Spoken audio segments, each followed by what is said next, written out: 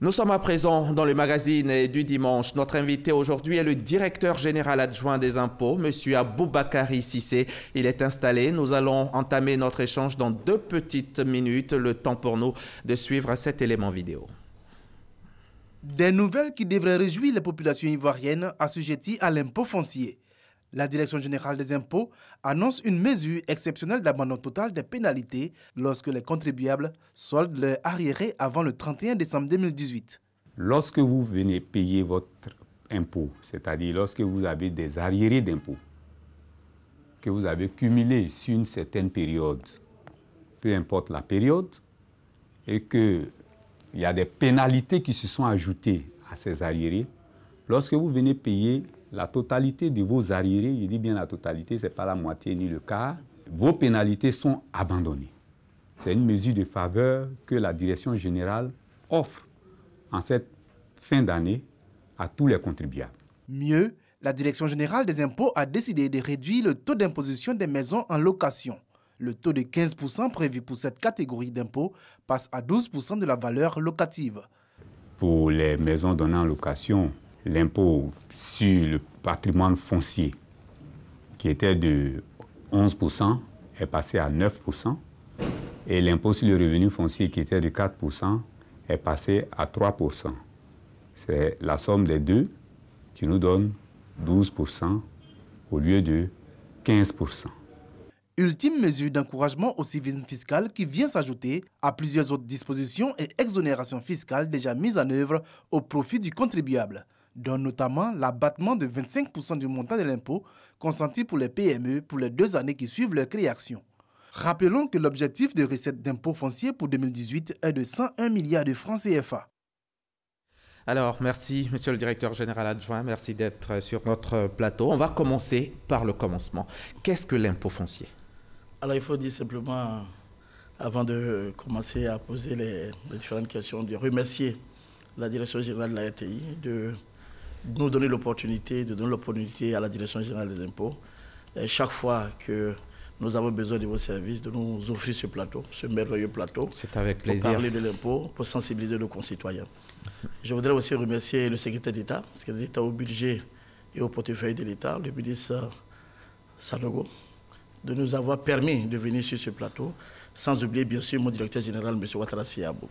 En tout cas, nous sommes heureux, nous sommes contents d'être là. Merci d'être là. L'impôt foncier, c'est quoi et qui doit le payer? Alors, il faut retenir simplement que l'impôt foncier, c'est la contribution foncière de tout propriétaire d'une maison et de terrain nu. Tout simplement. Vous êtes propriétaire d'une maison, vous êtes redevable de l'impôt foncier. Vous êtes propriétaire d'un terrain nu, vous êtes redevable de l'impôt foncier. C'est votre contribution foncière. D'accord. Et la souscription des déclarations foncières, est-ce qu'elle est toujours obligatoire pour tous les contribuables? Elle est obligatoire. Il faut souscrire du 1er octobre au 15 novembre pour les personnes physiques. Et pour les entreprises, vous avez jusqu'au 15 février pour faire les déclarations foncières. Et il faut faire une déclaration chaque fois aussi que l'immeuble soit vendu, soit que l'immeuble est amélioré. Il y a un changement dans la consistance de l'immeuble, il faut faire une déclaration. À quelle date exactement il faut payer? Alors, pour les personnes physiques, pour les personnes morales également? Les personnes physiques, c'est en 4 tranches, selon les 4 trimestres de l'année. Donc fin mars, fin juin, fin septembre et fin décembre. Pour les personnes morales, c'est en 2 échéances. Vous avez fin mars et fin juin. D'accord. Et quelqu'un qui n'a pas reçu, par exemple, son avis d'imposition, son avis d'impôt foncier, qu'est-ce qu'il fait? Est-ce qu'il doit payer? Comment lui, il fait? Alors, dès lors que vous avez déjà déclaré votre bien, dès lors que vous êtes dans le fichier de la Direction générale des impôts, vous devez savoir que chaque année, un avis d'impôt est émis. Si pour une raison ou une autre, l'administration n'a pas pu faire parvenir votre avis d'impôt à votre domicile, il pèse sur vous le devoir d'aller réclamer votre avis d'impôt et d'acquitter votre cotisation. Alors, c'est vrai que les impôts doivent nous délivrer notre avis d'impôt foncier, mais si ce n'est pas fait, c'est à nous, les contribuables, réclamer votre avis d'impôt foncier, parce que dès lors que vous êtes dans la base, chaque année, automatiquement, votre avis d'impôt foncier est édité, à moins que vous ayez peut-être vendu le bien et qu'il ait eu une mutation de propriété. D'accord. D'accord. Bon, je prends un cas précis. Quelqu'un qui n'a pas reçu, moi, par exemple, est-ce que je dois payer l'impôt foncier d'un terrain qui est situé en zone urbaine pour lequel je n'ai pas encore d'acte officiel? Je n'ai pas encore d'ACD, par exemple, ou de certificat de propriété. Est-ce que je dois payer? Alors, ce qu'il faut savoir, c'est que le critère géographique n'a aucune incidence sur le paiement de l'impôt. D'accord. Que vous soyez dans un village, que vous soyez en ville, dès lors que vous êtes propriétaire d'une maison ou d'un terrain, vous devez payer, vous devez acquitter votre impôt foncier. Même sans acte officiel. Maintenant, la notion du redevable est liée à la notion de possession. Vous êtes propriétaire lorsqu'au terme de la loi, vous êtes propriétaire lorsque vous avez un titre foncier définitif, vous avez un ACD. Mais si vous êtes possesseur, c'est-à-dire vous exercez un droit de propriété sur le bien, même avec une attestation villageoise, vous êtes redevable de l'impôt foncier. Si vous profitez déjà des bénéfices du bien. Du bien, tout à fait. D'accord. OK. Et moi, je suis par exemple originaire d'un village qui est situé en pleine ville. Ici à Abidjan, il y a des villages. Prends le cas d'Anono, par exemple. Je suis d'Anono ou Adjamé village. Est-ce que je dois payer l'impôt foncier? Si oui, pourquoi? Encore une fois, comme je l'ai dit, Hamza, le critère géographique n'a aucune incidence sur le paiement de l'impôt. Que vous soyez dans un village, que vous soyez dans un hameau. Et que le village soit à l'intérieur d'une ville. Dès lors que vous tirez les bénéfices, un avantage quelconque d'un bien, un terrain bâti ou un terrain nu, vous êtes redevable de l'impôt. Seulement, le cadastrage de la Côte d'Ivoire n'est pas totalement réalisé. Vous avez des villages qui ne sont pas cadastrés. C'est-à-dire qu'il faut des travaux préalables avant d'imposer. C'est pour cela que vous avez des endroits où il n'y a pas encore d'impôt. Mais il faut pouvoir déclarer son impôt et le payer dès lors que vous respectez les critères que je viens de dire tout à l'heure. Et bien sûr, quand on sait que tous les villages ici à Abidjan bénéficient de cadastre déjà. Tout à fait. D'accord. Et si je suis propriétaire d'une cabane que je mets en location, qui est par exemple située dans un quartier précaire, qu'est-ce qu'il en est? Alors, parce que là, il faut... Si vous êtes propriétaire d'une cabane et que vous habitez vous-même cette cabane, que vous ne tirez aucun revenu de cette cabane, en raison de la mission sociale de la DGI, de la mission sociale de ce qu'est la fiscalité, vous n'êtes pas passible de l'impôt foncier, compte tenu de la situation de précarité. Mais si vous avez des cabanes que vous mettez en location et que vous tirez des revenus, vous êtes obligé de payer la part de l'État, vous êtes redevable de l'impôt foncier. Mais si je la mets en location, cette cabane, je paye. Vous payez puisque vous tirez des revenus de cette location. D'accord. Et si j'hérite d'une maison de mes parents avec des arriérés d'impôts, qu'est-ce que je fais?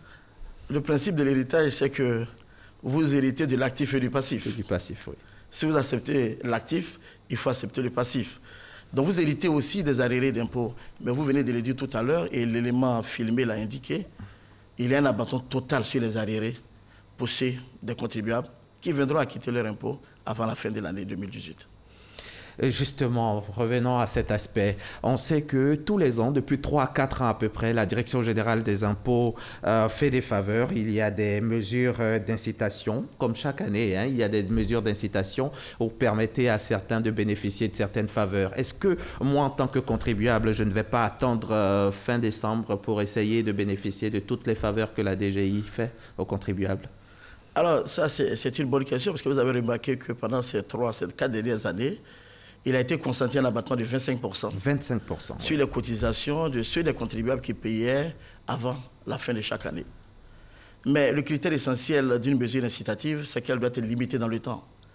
Quand elle n'est pas limitée dans le temps, ce n'est plus une mesure incitative. Et c'est pour cela que l'État de Côte d'Ivoire a bien voulu tendre la perche aux populations en réduisant les taux. Vous avez vu dans l'élément tout à l'heure que quand vous mettez une maison en location, le taux qui était de 15% est passé à 12%. À 12%. Et quand vous habitez votre propre maison, le taux qui était à 4% est passé à 3%. 3%. Et ça, ce sont des mesures très importantes, des mesures véritablement sociales que l'État a consenties à l'endroit des populations. À partir de ce moment où les taux sont réduits, vous voyez qu'il n'y a plus nécessité de constater des abattements. Mais ceci étant, il a été quand même consenti un abattement total des pénalités pour ceux qui paieront avant la fin de l'année. Un abandon de pénalité pour ceux qui paieront avant et ceux qui ont payé déjà depuis le départ. Est-ce qu'il n'y a pas 2 poids 2 mesures? Vous savez qu'aujourd'hui, la Direction générale des impôts évolue pour aller vers la notion de consentement volontaire à l'impôt. Nous avons des États où la culture fiscale n'est pas très bien imprégnée. C'est un processus. Et dans ce processus, il faut beaucoup de pédagogie, il faut beaucoup d'explications, il faut beaucoup de compréhension. Et d'ailleurs, pour cela, vous savez, au sein de la Direction générale des impôts, notre direction de la communication est devenue direction de la communication et de la promotion du civisme fiscal. Aujourd'hui, dans les manuels scolaires de nos enfants, à l'école primaire, les notions d'impôt sont enseignées pour former l'Ivoirien à la notion de l'impôt, pour habituer l'Ivoirien à la notion de l'impôt. Et donc, pour ce que nous faisons, c'est vrai, ceux qui ont payé l'ont fait et nous les félicitons, ce sont de très bons citoyens, mais dans toujours cette quête de promotion et dans le but d'amener l'Ivoirien à consentir volontairement à l'impôt, nous faisons toujours des mesures.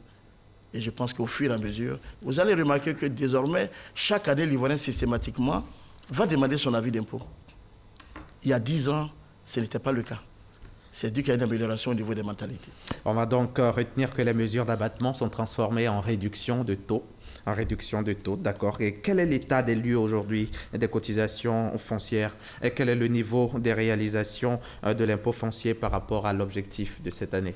Nous sommes le 23 décembre. Oui, alors ce qui a été dit tout à l'heure dans l'élément, c'est que si un objectif de 101 milliards, nous sommes pratiquement à 95% de recouvrement. C'est dire qu'avec un peu d'effort, l'objectif pourra être atteint. En 8 jours, ça pourra être atteint. Ça pourra être atteint. Et je profite aussi pour dire que des mesures exceptionnelles sont mises en place au niveau des directions régionales pour accueillir le flux de contribuables qui viendront bien acquitter leur impôt en termes de facilité, en termes d'accueil, pouvoir recevoir tout le monde. Et justement, pour éviter les rangs, il y a des facilités qui sont faites. Il y a le e-portail, par exemple. Voilà, merci de nous donner cette opportunité. Aujourd'hui, vous pouvez payer votre impôt foncier, vous pouvez payer votre impôt synthétique directement via le mobile, que nous appelons DGI mobile. Vous faites rentrer un certain nombre de paramètres. Automatiquement, vous avez votre situation fiscale. Vous payez comme si vous faites un transfert d'argent. Et automatiquement, votre compte est réglé et vous êtes à jour de vos impôts. D'accord. Dites-nous, monsieur le directeur général, est-ce que vous avez des difficultés à recouvrer certains impôts? Alors, il est évident qu'il y a toujours des difficultés à recouvrer. Nul ne paye volontairement, nul ne dépense volontairement. Mais je pense qu'il est possible de payer l'impôt avec le sourire. C'est pour cela que je vous ai dit tout à l'heure que nous travaillons à la notion de consentement volontaire à l'impôt. Alors, il y a des difficultés. Et c'est d'ailleurs pour cela que nous saluons la RTI, parce que chaque fois que nous avons eu besoin de la RTI, elle a été présente. Et c'est l'intérêt de ma présence sur le plateau, pour en appeler aux populations.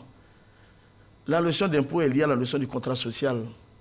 Les citoyens doivent donner à l'État les moyens d'assurer leur bien-être. Aujourd'hui, quand vous êtes dans la ville d'Abidjan, quand vous allez dans les villes de l'intérieur, vous voyez véritablement qu'il y a un véritable développement, il y a un véritable progrès. Le cadre de vie s'est considérablement amélioré. Donc la question de la redevabilité de l'impôt est une notion évidente aujourd'hui en Côte d'Ivoire. Mais derrière, tous ceux qui cotisent pour que nos villes soient propres, pour que notre cadre de vie soit assaini, il appartient à chacun de faire sa part. Bien sûr. Dès lors que les autres font la part et que vous bénéficiez, quelque part vous devez avoir la conscience qui vous gronde. Bien sûr. Chacun doit mettre la main à la pâte. Chacun doit faire ce qu'il a à faire. Dites-nous un mot donc sur la patente transport, l'impôt synthétique, la vignette, et puis surtout la formule des contrôles sur les établissements de nuit. Oui. Alors, dans cette fin d'année, il est évident que la Direction générale des impôts, pour une question d'égalité de l'impôt, des citoyens devant l'impôt, il est tout à fait normal, il est moral que chacun acquitte sa part, que chacun acquitte sa contribution. À cette fin d'année, nous demandons à toutes les populations de venir vers nos recettes pour acquitter leur impôt, parce que derrière, nous allons faire des contrôles sur les établissements de nuit. D'accord. Notamment sur les droits sur les licences. Les licences sur les boissons. Nous allons faire des contrôles sur la situation fiscale des établissements de nuit. Nous allons faire des contrôles sur les patentes de transport. Parce que jusqu'aujourd'hui, il y a des transporteurs qui n'ont pas quitté leur formule de patente. Et cela, nous estimons que, après avoir laissé toute l'année, il est bon que ces personnes viennent. Mais en venant spontanément, en raison de votre bonne foi, il peut y avoir des abandons de pénalités. Et c'est une invite aux populations, une invite aux transporteurs, une invite aux établissements de nuit. Aux commerçants. Et nous allons terminer en 20 secondes. Parlez-nous des sanctions. Alors, vous savez, la Direction générale des impôts, de plus en plus, nous n'aimons pas tellement les sanctions, parce que nous estimons qu'il faut continuer ce travail de pédagogie. C'est un travail de longue haleine, c'est un travail difficile. Mais si je ne paye pas, à quoi? Maintenant, il est évident qu'à un moment donné, il va falloir élever un peu le ton. Vous savez, quand quelqu'un élude son impôt foncier, vous pouvez avoir une peine de prison de 1 à 2 mois, avec une amende qui peut aller de 500 000 à 30 millions. Dans le cas de récidivistes, vous pouvez avoir une amende de 1,5 million à 100 millions. Avec une peine de 1 à 2 mois de prison. Et ce qui est encore qu'il faut noter, c'est que le prononcé de votre jugement doit paraître dans un journal, un quotidien très lu, au moins 4 quotidiens pendant une semaine. Vous voyez l'opprobre que cela peut jeter sur un citoyen, sur sa famille, sur son environnement. Il faut payer son impôt. Dans certains pays, éluder l'impôt est une trahison à la nation. Merci. Monsieur Cissé, merci Monsieur Cissé. Aboubakari Cissé, je rappelle que vous êtes le directeur général adjoint des impôts. Pendant un quart d'heure, nous avons parlé donc d'impôts fonciers. Qui doit s'en acquitter? Comment? Et surtout, quand doit-on s'en acquitter? Merci d'avoir accepté l'invitation de la rédaction. Fin de l'entretien, fin de ce 13h. Merci à l'équipe rédactionnelle qui m'a aidé à le préparer et à toute l'équipe technique. Merci à Jean-Jacques Kwame, Aurélia Drokula. Merci également à vous tous de nous avoir suivis. Bon dimanche sur RTI.